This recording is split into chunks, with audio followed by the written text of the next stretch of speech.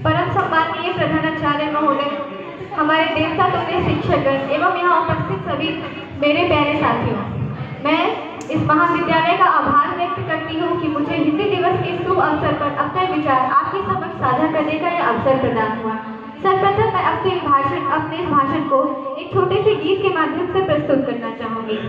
हिंदी का बोल हूँ मैं, उर्दू सवाल हूँ, गीता का शौक हूँ मैं, आयते कुरान हूँ, मैं हर वतन पास्त की जाने जहान हूँ, मैं हर वतन पास्त की जाने जहान हूँ,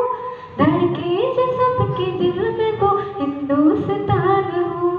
धड़के जो सबके दिल में वो हिंदुस्तान हूँ। शुक्रिया। मैं आज हिंदी दिवस के अवसर पर ये बोलना चाहती हूँ कि हिंदी दिवस हम प्रत्येक वर्ष 14 सितंबर के रूप में मनाते हैं, परंतु मैं इसके इतिहास को एक संक्षेप में व्यक्त करना चाहूँ तो हमें हिंदी को एक राज्य भाषा के रूप में 14 सितंबर को नियुक्त किया गया कि प्रत्येक 14 सितंबर को हम हिंदी दिवस मनाएंगे और हिंदी दिवस को राष्ट्रभाषा के रूप में माना जाता है। और इसी के साथ चूंकि दक्षिण भारत में हिंदी का प्रचलन उतना नहीं है, हिंदी में लोग वार्तालाप करने के लिए उतने सक्षम नहीं है, अतः उनके सम्मान में अंग्रेजी भाषा को भी केवल 15 वर्ष के लिए संविधान में जगह दिया गया था और यह बताया गया था कि केवल 15 वर्ष तक हिंदी अंग्रेजी सह राज्य भाषा के रूप में कार्य करेगी। परंतु यह 15 वर्ष कब 75 वर्ष बीत गया हमें पता ही नहीं चला। महोदय, मैं ये प्रश्न करना चाहूँगी कि केवल जो 60% लोग हैं जो कि हिंदी भाषी लोग हैं, क्या उनके लिए जो कानून नियम बन रहे हैं वो अंग्रेजी में क्यों? जबकि अंग्रेजी के अगर आंकड़े देखे जाए तो केवल 3% लोग हैं भारत में जो अंग्रेजी में सक्षम है, परंतु नियम कानून और विधियां इस प्रकार बनाई जाती है जो कि 60% लोग की आबादी को बिल्कुल तौहीन कर देती है, उनकी भाषा और उनकी भाषा में नहीं बनाई जाती, जिससे वे उससे कनेक्ट नहीं हो पाते हैं। हम भारत की बहुत सारी नीतियाँ जो कि बिहार सरकार और भारत सरकार बनाती है वो हमेशा अंग्रेजी भाषा में छपते हैं या तो उनका प्रचार प्रसार अंग्रेजी भाषा में किया जाता है, जबकि हम जानते हैं कि हमारी आम जनता हिंदी से जितनी सक्षम है, हिंदी भाषा को बोल पाती है, समझ पाती है, इसमें वार्तालाप कर पाती है, तो हमें अपनी भाषा को, हम अपनी नीतियों को क्यों ना हिंदी में ही प्रसारित करें। इस प्रकार हम हिंदी का मान सम्मान भी बढ़ा सकते हैं। अगर हम इतिहास में देखें तो जब हम पर अंग्रेजों का शासन चल रहा था तब हमारे देश के स्वतंत्रता सेनानियों ने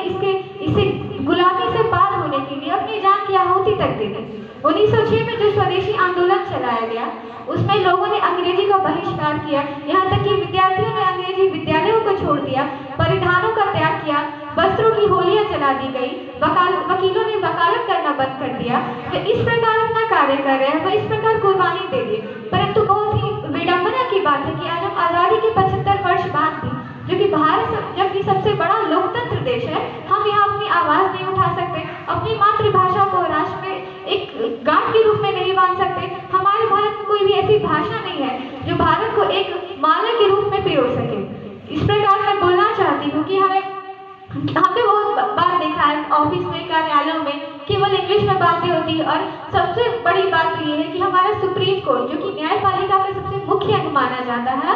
सर्वोच्च न्यायालय में भी जो जजमेंट दिए जाते हैं, जो फैसले दिए जाते हैं वो अंग्रेजी में दिए जाते हैं। वहाँ के वकील, वहाँ के न्यायाधीश सब अंग्रेजी में बात करते हैं। जो भी व्यक्ति है, जो भी केस लड़ रहा है, वह हिंदी भाषी है, उसे यह तक नहीं पता होता कि हमारे केस की सुनवाई में क्या कहा जा रहा है, क्या बातें बताई जा रही है। यह हमारे देश के लिए बहुत ही दुर्भाग्य की बात है कि हमारे न्यायपालिका ही हमारे हिंदी भाषा का सम्मान नहीं कर रही है।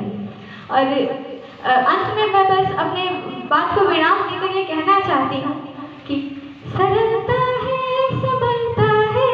सहज संस्कार है हिंदी, है माँ की गोद ये हिंदी, पिता का प्यार है हिंदी, मेरा अधिकार है हिंदी, मेरा व्यवहार है हिंदी,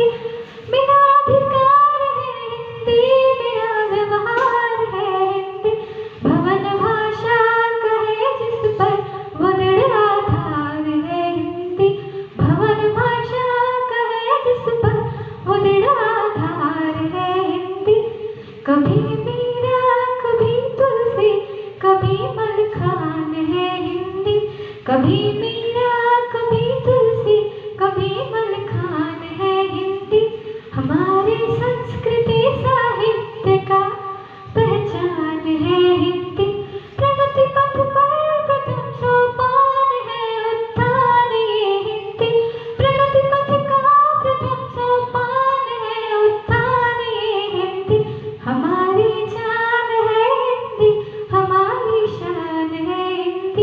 हमारे